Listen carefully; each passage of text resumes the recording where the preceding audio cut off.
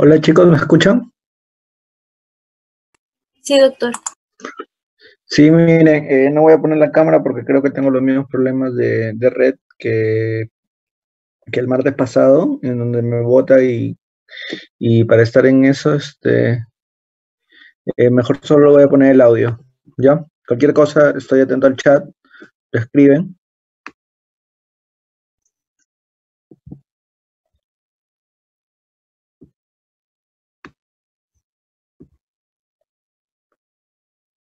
A ver.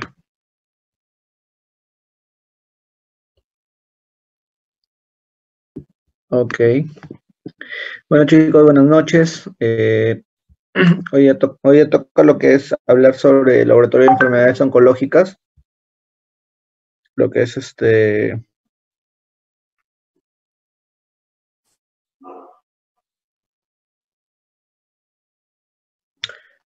un ratito.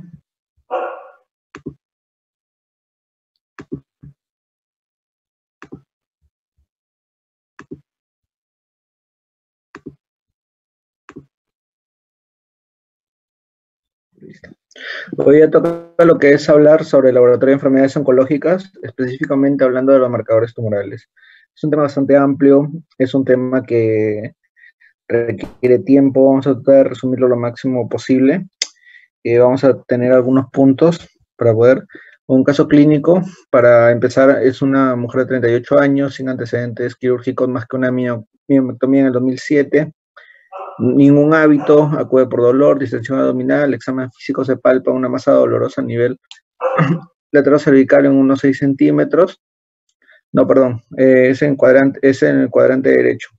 ¿Ya? También refieren al flanco derecho, 2 a 3, evolución lenta. La exposición física presentó constantes normales, estatura bien, una hepatomegalia dolorosa, una palpación cervical con conglomerado idiopático, y miren los exámenes, una hemoglobina baja, una ligera leucocitosis, plaquetas en valores normales, la gamma glutamil también, la albúmina está un poco baja, el LH está un poco elevado, aunque podría ser en su rango normal.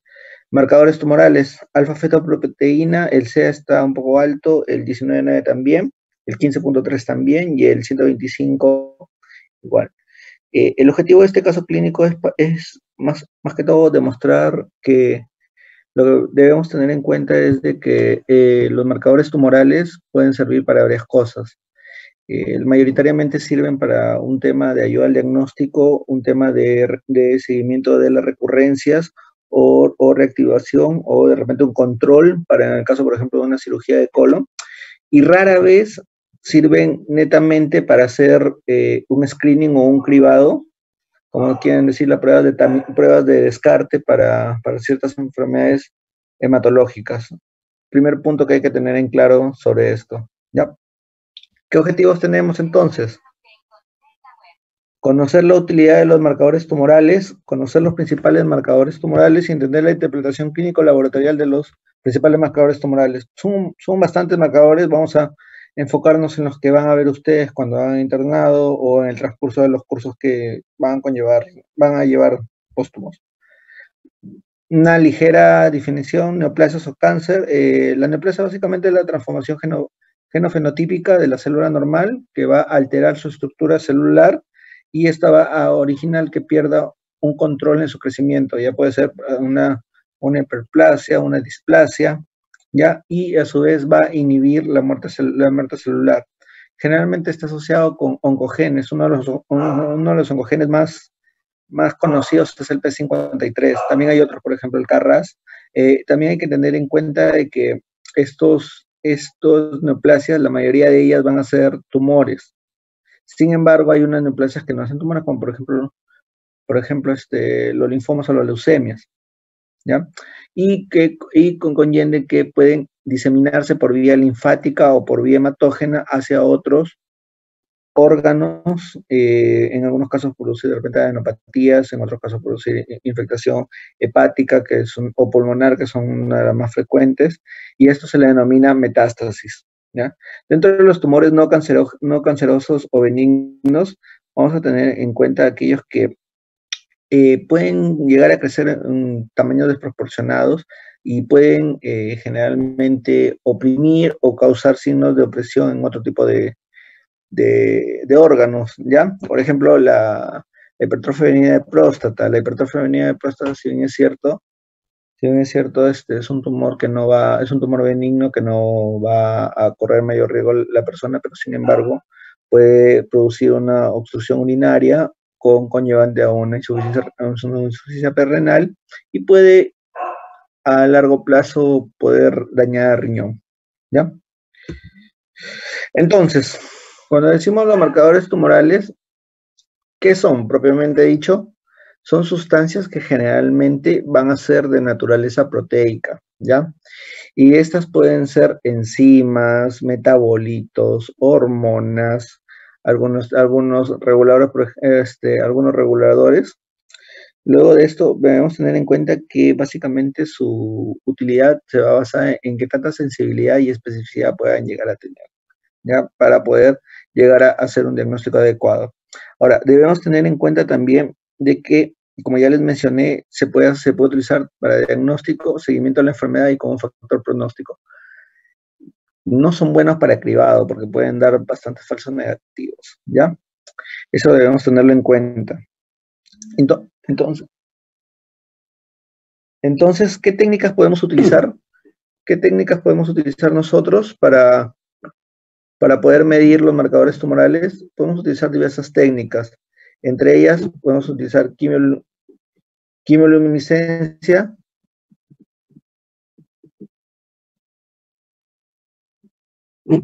Doctor, no se le escucha. ¿Me escuchan ahí? Sí, pero antes Ya, no. sino que como se va el internet, ya. ¿Hasta dónde me escucharon? A las técnicas actuales de determinación, ¿no? Sí. Sí, ya. Ahí puede ser, como la doctora estuvo explicando, por ELISA. ELISA no solo es una técnica que va a detectar VIH, sino ELISA puede detectar otro tipo de anticuerpos, de enzimas incluso, quimioluminiscencia o electroquimioluminiscencia. Lo más frecuente que se está usando ahorita es quimioluminiscencia o electroquimioluminiscencia, dependiendo también del tipo de marcador tumoral que queramos usar. Entonces, si ya sabemos para qué lo vamos a utilizar mayoritariamente, ¿por qué no siempre lo utilizamos? Porque tienen sus limitaciones. Dentro de esas limitaciones es que, por ejemplo, que por sí solo el marcador tumoral no va a ser suficiente para diagnosticar una enfermedad. Me explico. De repente puede ser de que el paciente tenga tú le haces un PSA total y libre y lo tiene elevado, ¿ya? Y pucha, tú dices, no puedes decir de frente, es un cáncer, es una neoplasia maligna de próstata. No, pero sí le puedes decir de repente, tiene algún problema prostático, vamos a evaluar. ¿Con qué se evalúa? Se evalúa con el tacto rectal y más adelante, si la duda es muy marcada, con la biopsia postquirúrgica, pues, ¿no? Otro de los puntos que debemos tener es que estos marcadores tumorales no siempre se van a elevar en personas con cáncer, como lo acabo de decir, y si es con cáncer, casi no siempre en etapas tempranas de la enfermedad. Ya, por favor, tenganlo en cuenta. Muchos marcadores tumorales, como ya les dije, no son específicos para un tipo de cáncer. ¿Se acuerdan en el caso? En el caso parecía un cáncer de colon, pero estaba aumentado, ¿qué cosa? El CEA, el CIFRA, perdón, el CEA está aumentado, el CEA 125, que también es indicativo de ovario, ¿ya? Entonces, tener un antígeno carcino embrionario, que es el CEA, elevado, no te va a decir, es colo.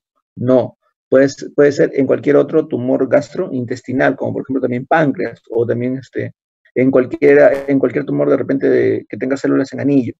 Ya, chicos, ese es otro punto que que debemos tener en cuenta al momento de la valoración de los marcadores tumorales. Por lo tanto, ¿qué necesitamos para pensar en un marcador ideal? Que sea económico, que se determine fácilmente, la mayoría de repente por una toma de muestra, y que sea sensible y específico al 100%, que actualmente no lo tenemos. ¿Ya? Entonces, Los marcadores tumorales, como ya lo dijimos y lo vuelvo a repetir, pueden ser antígenos tumorales, pueden ser enzimas, proteínas, metabolitos, oncogenes, algún tipo de detección de ácido desoxirribonucleico.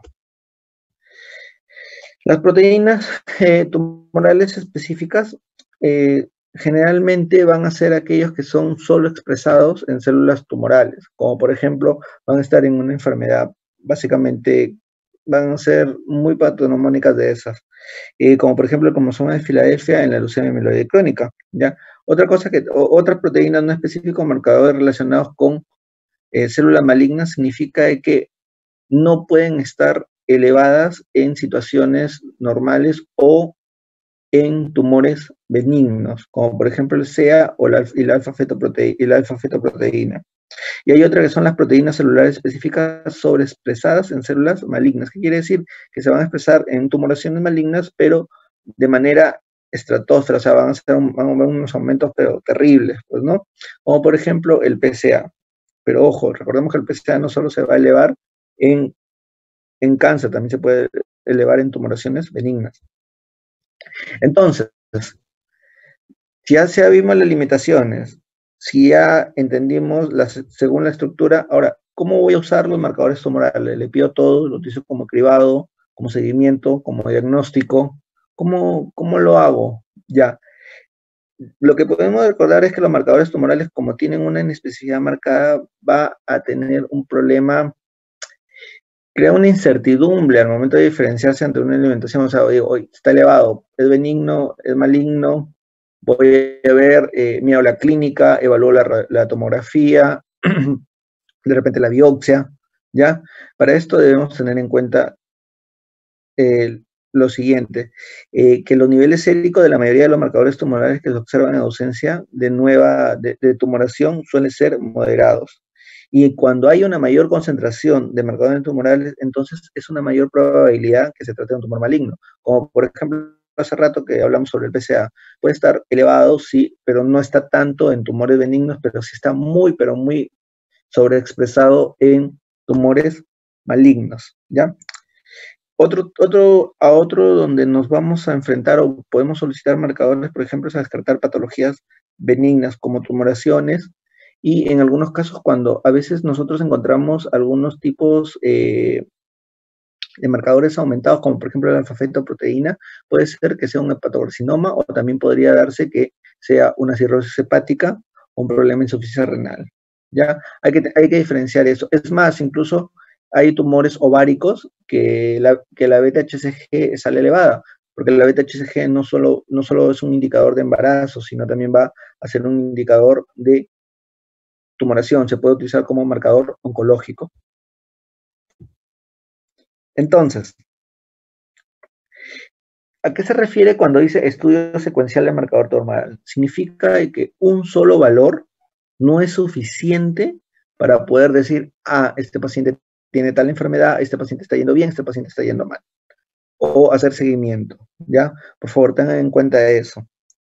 Si existe alguna duda sobre el resultado, se debe repetir 2 a 3 determinaciones seriadas en un intervalo de tiempo. ¿Por qué? Porque puede existir ciertas patologías benignas que lo alteren y que nosotros podemos estar tomándolo de una manera inequívoca, ¿ya? Eso hay que tenerlo en cuenta, por favor. Los marcadores tumorales también se pueden evaluar en biopsia, fluidos fisiológicos y derrame. Entonces, la monitorización de la respuesta al tratamiento. Como acá vemos, estamos presentando la mayoría de los marcadores tumorales. Y miren, por ejemplo, como les estaba mencionando, ¿dónde está? Acá, el CEA. ¿En qué patologías benignas se puede? Enfisema, bronquitis crónica, una enfermedad inflamatoria intestinal, hasta una pancreatitis puede elevarse. Y son enfermedades benignas. En cambio, en neoplasias no solo se va a presentar mayoritariamente en cáncer colorectal, sino también en otros, miren, mama, útero, vejiga, cervix, páncreas, tiroides, riñón, melanomas y algunos linfomas, ya linfoma no Hodgkins. Por ejemplo, también en el PSA no solo se va a manifestar o va a estar elevado en lo que es un cáncer de próstata o una hipertrofia benigna de próstata, sino también en una cistitis, en una uretritis, en eyaculación. Por eso que es importante que cuando le pedimos un PSA al paciente, debemos decir que por lo menos esté en abstinencia unos 3 días, ¿ya? Porque si no va a salir elevado y podemos pensar de repente que el tratamiento no está yendo bien, que ya aumentó, o sea, no nos daría un falso positivo indicativo. Por ejemplo, ¿en dónde más podría aumentar? En algún tipo de, en algún, en algún tipo de prostatitis. El CA12.5 predominantemente es para el cáncer de ovario. Sin embargo, también puede elevarse en cervix, en útero, en páncreas, en hígado y en colon. ¿Ven? Son dos sistemas totalmente distintos, reproductor y gastrointestinal. ¿En dónde más que sea patología benigna? Pleuritis, menstruación y embarazo. ¿Ya? Por eso, chicos, que hay que tener en cuenta esto, que un marcador tumoral no es específico para una enfermedad. Hay que valorar bien, hay que hacer una buena historia clínica y hay que ver qué tipo de neoplasia, si es que lo hubiese, se acopla mejor con los resultados encontrados. ¿Ya? Otro más, por ejemplo, acá, miren, la gonadotrofina coriónica. ¿En dónde va a aumentar? En uso de marihuana y en embarazo. O sea, es para determinar embarazo. Pero miren, también en mola, en enfermedades trofoblásticas y coriocarcinomas, en algunos tumores ováricos, como le decía, y no solo ováricos, sino testiculares, seminomas, por ejemplo, en hígado, en estómago, en páncreas y en pulmón. Ya, chicos, hay que tener en cuenta esto para poder valorar bien lo que significa un marcador tumoral. Ahora, como ya les dije, cómo se clasificaban los marcadores tumorales según su estructura. Si son antígenos oncofetales, podemos encontrar el CEA, el AFP y la gonadotrofina coriónica. Si son glucoproteínas, el PSA, el CA125, CA153, 19.9 y 72.4, que este es para cáncer gástrico. Algunas enzimas, por ejemplo, miren, el lactato deshidrogenasa, que se puede utilizar de repente para valorar función anaeróbica, también se puede utilizar como un marcador tumoral. Ya las fenolasas, la fosfatasa ácida, más que todo para destrucción, lo que es a nivel óseo, igual que la fosfatasa alcalina. Cuando hablamos de hormonas, por ejemplo, la ACTH, la ADH, o si no, en unas proteínas séricas como la ferritina, la tiroglobulina, el cobre, zinc o la beta-2 microglobulinima. Hay que tener en cuenta eso. Vemos ahí, este es el resumen de los que les acabo de decir, de todas las enfermedades de todas las neoplasias que podrían alterar o aumentar a los marcadores tumorales. ¿Ya? Entonces, resumiendo todo lo que hemos visto, podemos utilizarlo como screening. El PSA sí se puede usar, pero no solo el PSA, se tiene que combinar con tacto rectal, con ecografía prostática, y con eso valorar qué tan alto o qué tan grande es el riesgo para tener cáncer de próstata. Como diagnóstico, por ejemplo, en el cáncer de ovario CA125, en el de testículo la beta-HCG, la alfa-fetoproteína, en tiroides la tiroglobulina y la calcitonina, ¿ya?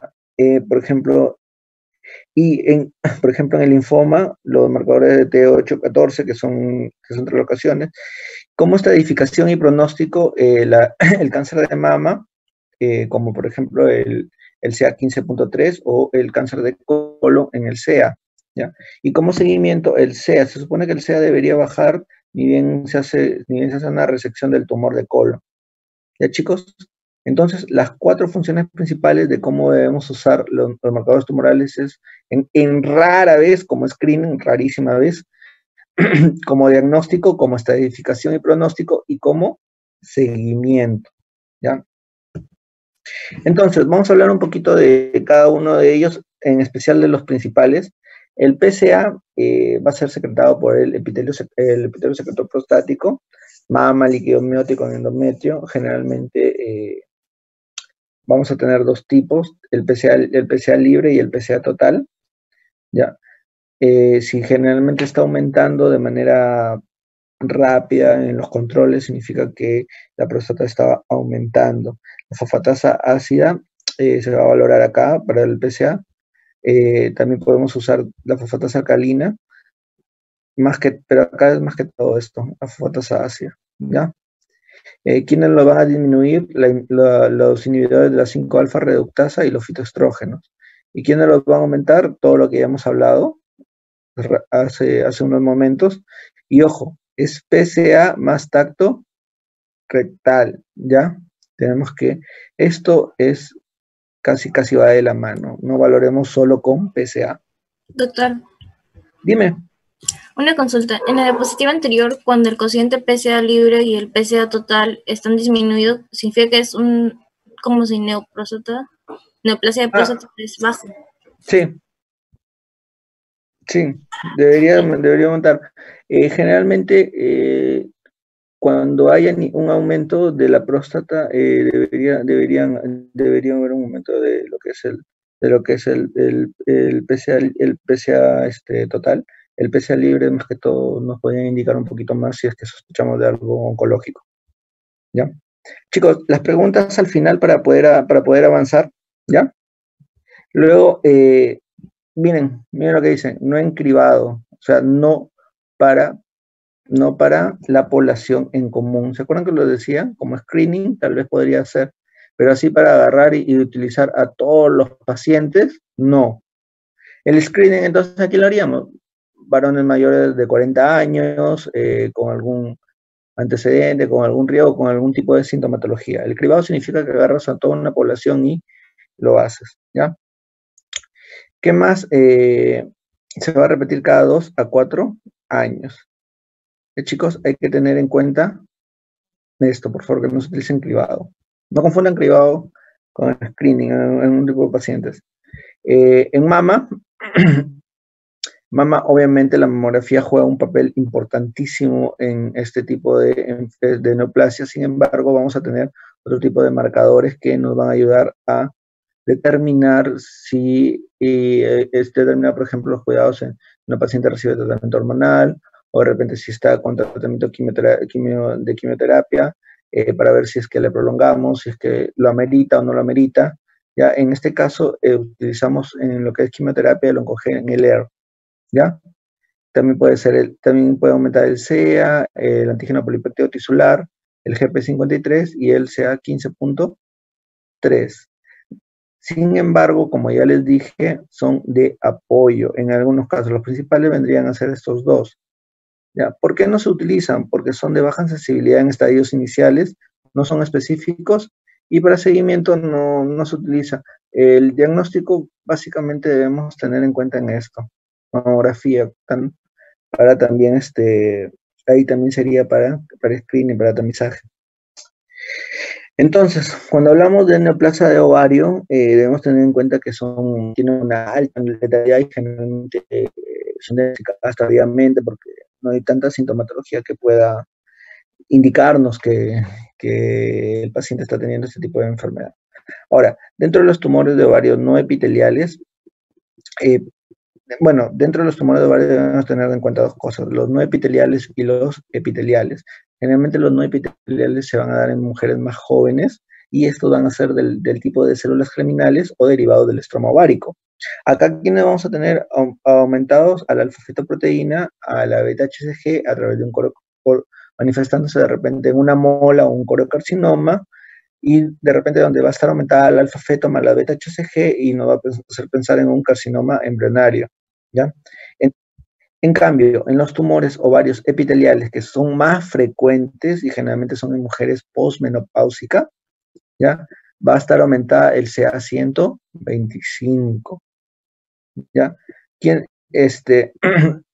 esto va a manifestarse porque va a ser la manifestación del aumento del epitelio celómico y mulleriano, ¿ya?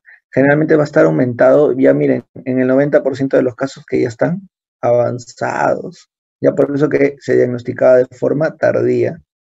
Y la mitad en estadios iniciales, o sea, es como tirar una moneda, pues, ¿no? ¿Ya? Hay que tener en cuenta esto. Si hay una sintomatología o alguna sospecha, se puede hacer pruebas de screening a ese tipo de pacientes. Cuando hablamos de colorectal, debemos tener en cuenta que es uno de los cánceres más frecuentes, cáncer tumor a nivel mundial, y es la primera causa de muerte por cáncer. Ya, chicos, hay que tener en cuenta que si se detectan estadios iniciales, tienen una muy buena tasa de supervivencia, ¿ya? Sin embargo, hay que tener 3 cosas en cuenta para la prevención: medidas higiénico-dietéticas, una monitorización de técnicas endoscópicas, más que todo si hay antecedentes de familias que han fallecido o que han tenido cáncer de colon, o en algunas predisposiciones genéticas, como por ejemplo la poliposis adenomatosa familiar, el PAF, ¿ya? Y tercero, una vigilancia endoscópica, dependiendo también de la edad, mayor de 50 años. Y en todo caso, si hacemos la prevención y no mencionamos a los marcadores tumorales, entonces, ¿para qué se utilizan los marcadores tumorales que estábamos mencionando? No se utiliza para el cribado o diagnóstico precoz, porque ya lo hemos dicho, ahí se utiliza la endoscopía, la colonoscopía para ser más exacto, ¿ya? Pero sí se utiliza para control y seguimiento después de haber dado tratamiento y para poder determinar su pronóstico también agregado con la tomografía. ¿Y quiénes son estos marcadores tumorales? El CEA principalmente, el antígeno carcinoma embrionario. También se puede elevar el CA19, el 12.5, el 27.9, el GMP53 y el OncoCargas. Chicos, sin embargo, hay que tener en cuenta que es el CEA. Entonces, como ya le dijimos, es básicamente para pronóstico, para ver qué tipo de cirugía le vamos a hacer o qué tanto el paciente va a tener, siempre acompañado del ATAC. También va a ser para determinar si después del tratamiento radical todo esto va yendo bien y el paciente va en remisión, ¿ya? Miren, conforme va avanzando o los niveles se están volviendo más altos al momento de su presentación, hay un mayor riesgo de un proceso maligno. Entonces, ¿a qué sería un proceso benigno? Por ejemplo, pólipos hiperplásicos, que son comunes, que pueden venir y aumentar, o de repente que el paciente fuma, pues, ¿no? Fuma, tiene una pancreatitis, o tiene una enfermedad inflamatoria intestinal, ¿ya? ¿Qué es entonces acá tenemos una lista de los falsos positivos dentro de los procesos benignos y dentro de los procesos malignos que no sean cáncer colorectal, melanoma, linfoma y algunos tumores epiteliales, ¿ya? Entonces, ¿qué tenemos a favor del CEA? Detención de recurrencias asintomáticas desecables, ¿ya? O sea, lo operaron, le resecaron el tumor, va yendo bien y le sacan un CEA de control elevado. No hemos terminado todavía de resecar, o había una recidiva. Colonoscopia de nuevo, encuentran el lugar o una tomografía y resecan de nuevo, ¿ya? Si es que lo fuera. Nos va a servir para medir la supervivencia a los 5 años. En contra, no diferencias en mortalidad, o sea, no se ha demostrado que si tú tienes 25 o tienes 100, vayas a sobrevivir más. Ya hay que tener en cuenta eso, chicos. Pasamos al el carcinoma hepatocelular. Este carcinoma hepatocelular, aunque no lo parezca, es frecuente, ¿ya? En algunos casos se asocia a infecciones como con el virus de hepatitis B o el hepatitis C, o también puede ser autoinmune, ¿ya? Como ya les dije acá, ¿quiénes son la población de riesgo? Una hepatitis B crónica activa, alcohólicos, o también pueden ser unas enfermedades autoinmunes, ¿ya? Un paciente que haya tenido cirrosis hepática o una hemocromatosis, o algún familiar que haya tenido un antecedente de hepatocarcinoma, ¿ya? Entonces, ¿para qué se recomienda el uso de este marcador tumoral? ¿Cuál era? El alfa-fetoproteína, ¿ya? Generalmente no va a ir sola. No, si encontramos, no va a ir sola, ya que tiene que ir acompañado de una ecografía abdominal, ¿ya, chicos? Para esta ecografía guiar y de repente poder tomar una biopsia, ¿ya? Se puede utilizar para el seguimiento y pronóstico, pero no tan específicamente como el SEA. Acá ya está. A ver, evaluación de tumoración, ya lo que ya les dije. Hay que tener en cuenta, chicos, que para el pronóstico, si encontramos mayor de 2000, indica una extensión tumoral amplia y un mal pronóstico.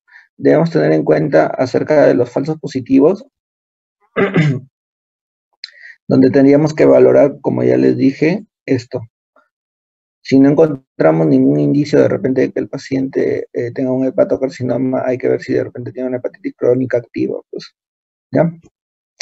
Entonces, pasamos a lo que es la neoplasia pulmonar. Y acá en la neoplasia pulmonar vamos a tener en cuenta que en algunos casos, bueno, en uno no, la mayoría de las neoplasias pulmonares se van a asociar a tabaquismo. Sin embargo, hay algunos tumores que no se asocian al tabaquismo, ¿ya? Ahora, ¿qué debemos tener o qué tipo de marcadores debemos utilizar? Acá el cifra, ¿ya? Y una de las ventajas que nunca se utiliza para cribado, de vez en cuando es para ayuda de diagnóstico y básicamente para determinar un tipo de tumoración. El más frecuente es el adenocarcinoma pulmonar. Otros que se pueden utilizar, cáncer gástrico, como ya lo mencionamos, de 2.9, páncreas, el CA19-9, o carcinomas testiculares como la beta-HCG o el LDH, si empezamos en un seminoma. Si empezamos en un no seminoma, la beta-HCG y la alfa-fetoproteína. El LDH puede aumentar por muchas cosas. Entonces,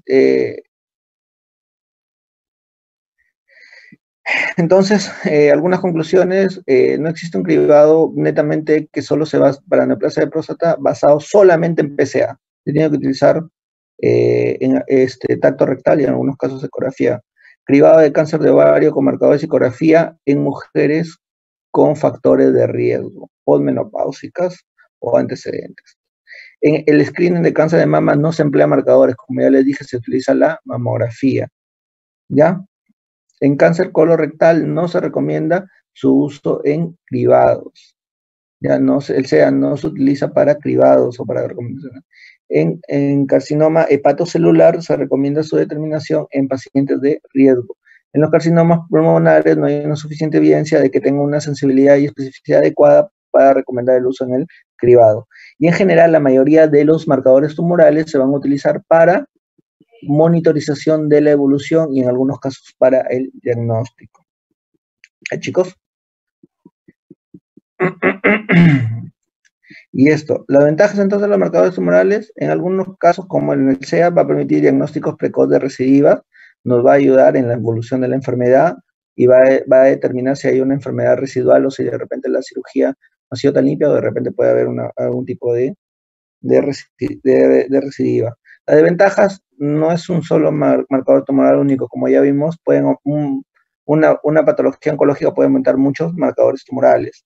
No van a ser útiles para screening, van a estar, cuando ya se les encuentran en niveles muy altos, generalmente es indicativo de que ya, pucha, la enfermedad está bastante avanzada, ¿ya? Rara vez cuando se encuentra muy alto, pues, o elevado, el paciente está en estadios iniciales, ¿ya?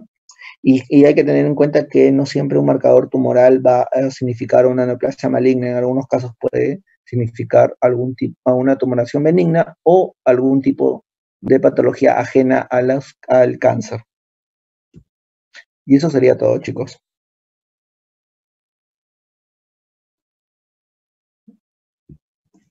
¿Alguna pregunta? Sí, doctor, una consulta. El coeficiente de PSA libre y PSA total, ¿para qué es utilizado? Un ratito.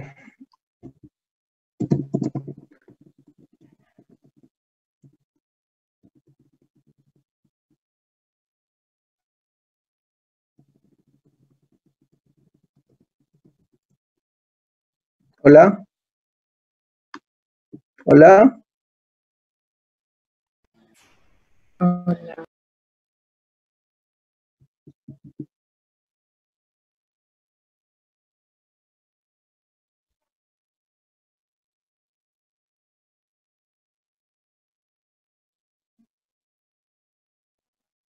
Sí, doctor, ¿me escucha? Hola, te escucho entrecortado. Ya lo leí. Sí, lo escribí por el chat. Ya, te estoy respondiendo.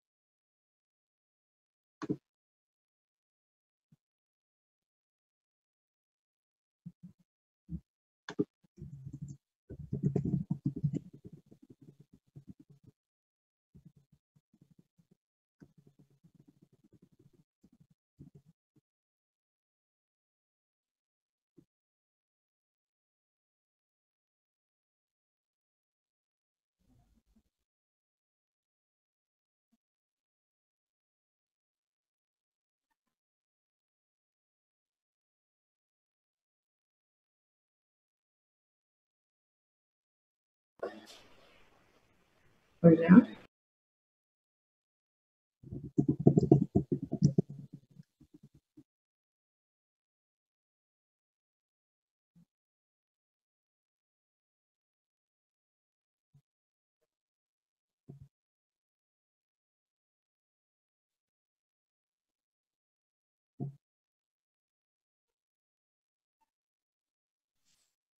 Doctor, tengo una duda. Hola, un favor, chicos, escríbanme al chat porque estoy escuchando entrecortado y mi internet está fallando. Voy a tener que llamar a la empresa.